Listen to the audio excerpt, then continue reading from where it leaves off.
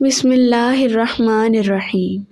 شروع اللہ کے نام سے جو بڑا مہربان اور نہایت رحم کرنے والا ہے۔ شام کے مشہور تابعی مقول کا بیان ہے کہ حکیم لقمان کالے کلوٹے نوبی غلام تھے۔ اللہ تعالیٰ نے انہیں حکمت و دانائی کا وافر حصہ عنایت فرمایا تھا۔ یہ غلامی کی زنجیروں میں جکڑے ہوئے تھے۔ بنی اسرائیل کے ایک شخص نے انہیں 30.5 مسقال کے عوض خریدا تھا۔ حکیم لقمان اسی کے گھر میں کام کرتے تھے۔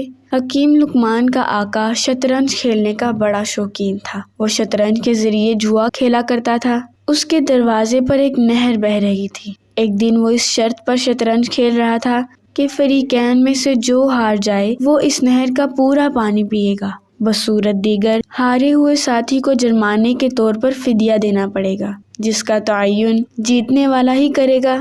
اتفاق یہ ہوا کہ حکیم لقمان کا آقا بازی ہار گیا۔ جیتنے والے ساتھی نے حکیم لقمان کے آقا سے کہا، تم کھیل ہار چکے ہو، اب شرط کے مطابق نہر کا پانی پیو یا فدیہ دو۔ آقا نے پوچھا، فدیے میں کیا چاہتے ہو؟ جیتنے والا بولا، فدیہ یہ ہے کہ میں تیری دونوں آنکھیں نکال دوں گا اور تیری ساری جائیداد پر قبضہ کر لوں گا۔ حکیم لقمان کے آقا نے کہا، مجھے فیصلے کے لیے 1 دن کا موقع دو۔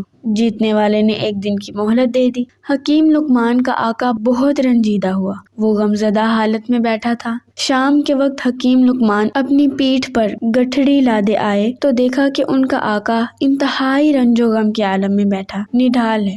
حکیم لقمان نے آقا کو سلام کیا، پیٹھ سے بوجھ اتارا اور آقا کی خدمت میں بیٹھ گئے۔ ان کے آقا کا معمول تھا کہ جب بھی وہ اس کی خدمت میں حاضر ہوتے وہ ان کی حکمت بھری باتیں سنتا اور محفوظ ہوتا، مگر آج آقا منہ لٹکائے مایوس بیٹھا تھا۔ حکیم لقمان نے عرض کیا، آقا کیا ماجرا ہے؟ آپ افسردہ کیوں بیٹھے ہو؟ آقا نے غلام کی بات پر کوئی توجہ نہیں دی اور اپنا رخ پھیر لیا۔ حکیم لقمان نے دوسری اور تیسری دفعہ اپنی بات دہرائی مگر آقا نے ان سے کوئی بات نہیں کی۔ بالآخر حکیم لقمان نے زور دے کر پوچھا، آقا آخر آپ اس قدر گمسم کیوں بیٹھے ہیں؟ اپنے درد کا اظہار کیجیے۔ اگر میں آپ کے درد کا مداوا نہیں بن سکتا تو درد میں شریک تو ضرور ہو سکتا ہوں، بلکہ یہ بھی ممکن ہے کہ آپ کی سنگین پریشانی حل کرنے کا میرے پاس کوئی نسخہ نکل آئے جو آپ کے حق میں مفید ثابت ہو۔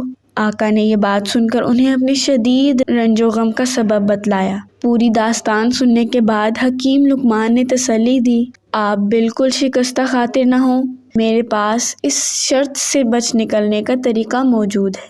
آقا نے بے تابی سے پوچھا، وہ کون سا طریقہ ہے؟ حکیم لقمان نے سمجھایا، جب وہ جیتنے والا آدمی آپ کے پاس آئے اور کہے کہ اس نہر کا پانی پیو تو آپ اس سے اطمینان سے پوچھئے کہ نہر کے دونوں کناروں کے درمیان والا پانی پیوں یا بہاؤ کی طرف کا پانی پیوں۔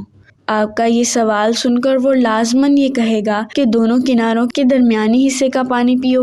جب وہ یہ کہے آپ اس سے فوراً کہیں، ٹھیک ہے میں نہر کے دونوں کناروں کے درمیانی حصے کا پانی پیوں گا، مگر پہلے تم بہاؤ کو روکو تاکہ میں پانی پی لوں۔ اس طرح آپ پانی پینے کی شرط سے نکل جائیں گے، کیونکہ آپ کا جیتنے والا ساتھی نہر کا بہاؤ روک ہی نہیں سکتا، اور جب وہ یہ کام نہیں کر سکے گا تو نہر کے دونوں کناروں کے درمیانی حصے کا پانی پینے پر اس کا اصرار باقی نہ رہ سکے گا۔ آقا کو دانشمند غلام کی ترکیب بڑی اچھی لگی اور اس کے دل کو قدر سکون ملا۔ اگلے دن صبح اس کا ساتھی آیا، اس نے مطالبہ کیا کہ میری شرط پوری کرو۔ آقا نے کہا، بہت اچھا، پہلے یہ بتاؤ کہ نہر کے دونوں کناروں کے درمیانی حصے کا پانی پیوں یا بہاؤ والے حصے کا؟ ساتھی نے کہا کہ کناروں کے درمیانی حصے کا پانی پیو۔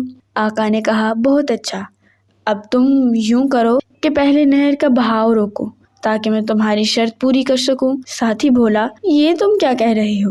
کیا یہ میرے لیے ممکن ہے؟ آقا نے کہا، پھر تمہاری شرط بھی مفقود ہے اور ہماری شرط بھی مفقود۔ یوں یہ معاملہ بخیر و خوبی ختم ہو گیا۔ آقا بڑا خوش ہوا اور اسی خوشی میں اس نے حکیم لقمان کو آزاد کر دیا۔ سبحان اللہ۔